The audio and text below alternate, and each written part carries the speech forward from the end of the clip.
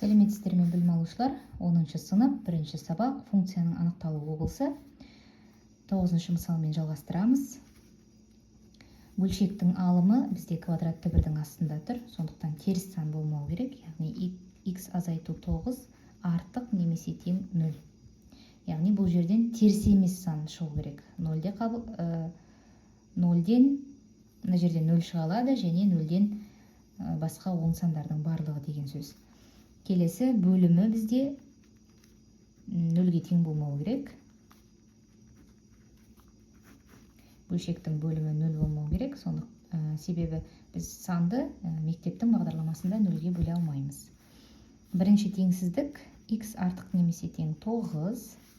Екінші теңсіздікті 0-ге теңестіріп, екінші 0-ге тең болмау керек. Соны 0-ге тең деп алып, яғни 0-дік нүктелерін тауып алуым керек. Бұл жерде бізде квадрат функция.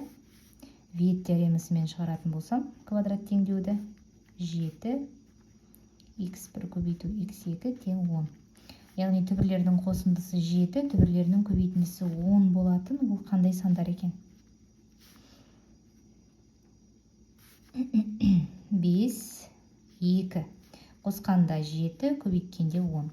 Демек, біздің x-іміз 5-ге және 2-ге тең болмау керек деген сөз. Енді сан өсіне салып көрсетейін. 2 және 5.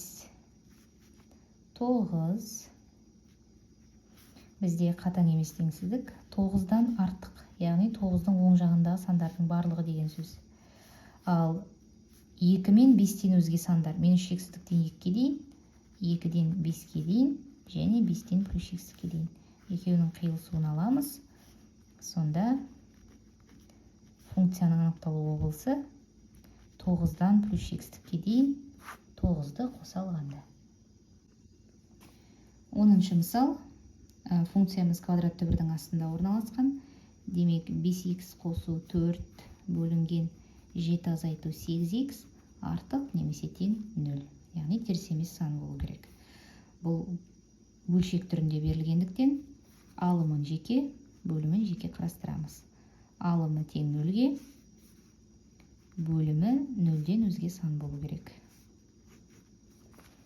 5x қосу 4 тең 0 теңдеуін шешеміз. 5x тең минус 4, x тең минус 5-тен 4.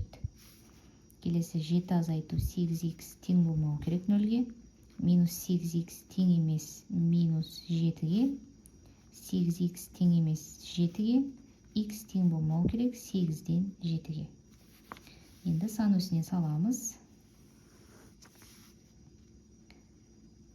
Минус 5-тен 4 және 8-ден 7. Интервалдар әдісі арқылы минус 5-тен 4 пен 8-ден 7-нің арасынан 0 аламын. 0 қоямын 0, 0 қоямын, мына жер 0 болып кетеді. 4-ті 7-ге бөлсем, ол бізде оң сан. Артық немесе тең 0.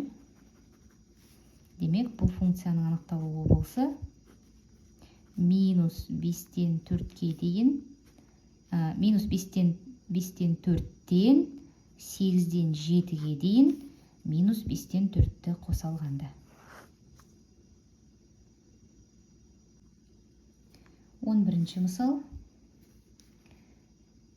Бөлшектің алымы 0-ден артық немесе тең. Бөлшектің бөлімі артық 0-ден. Осы екі теңсіздікті жеке-жеке шығарамын. Бірінші 2x азайту 13 артық немесе тең 0. Сызықтық теңсіздік. X артық немесе тең 2-ден 13. Немесе ол 6,5 деген сөз.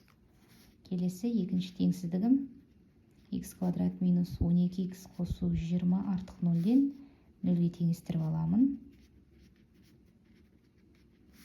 Түбірлерін табамын. Түбірлерінің қосындысы 12, көбейтіндісі 20. Қандай санның көбейтіндісі 20, қосындысы 12-ге тең болады? 2 мен 10. Демек, осы екеуін интервалдарға саламын. 2, 10. Бізде қатаң теңсіздік.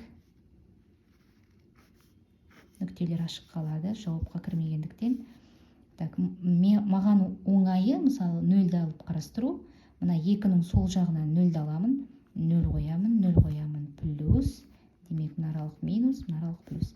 Маған артығы керек. Екінші теңсіздіктің жауабын осында жазамын.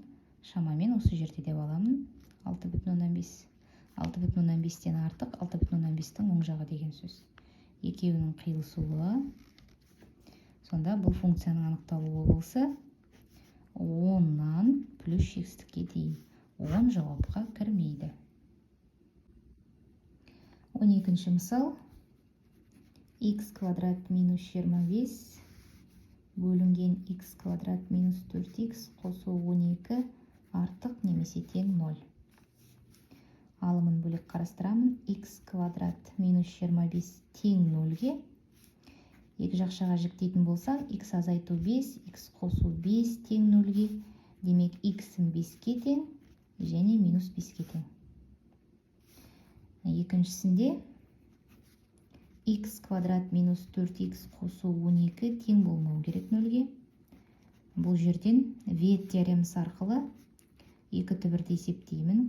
Қосындысы 4-ке, көбейтіндісі 12-ге тең болатын сандар. Қазір дискриминант тауып көрейін. 16 минус 4 көбейту 12. 16 минус 48. Дискриминант 0-ден кіші, демек х кез келген санды қабылдайды. Тексеріп көруімізге болады. Х-тің орнына 0 қоямын, 0, 0, 12. Х-тің орнына мысалы 10 қойсам 100, 40, 100-ден 40 аламын, 60, оған 12 қосамын, оң сан шығады. Х-тің кез келген мәнінде бұл жерде 0-ден өзге сан шығады деген сөз. Сондықтан х кез келген санды қабылдайды. Енді минус 5 пен 5-тің аралығындағы шешімдердің қайсысы алынатындығын тексереміз. Минус 5 пен 5-тің арасынан 0 аламын. 0 қоямын, 0 қоямын, 0 қоямын. Мұнда минус, плюс, маған керегі артық. Сонда функцияның анықталуы болса, минус шексіздіктен минус 5-ке дейін және 5-тен плюс шексіздікке дейін минус 5 пен 5-ті қоса алғанда.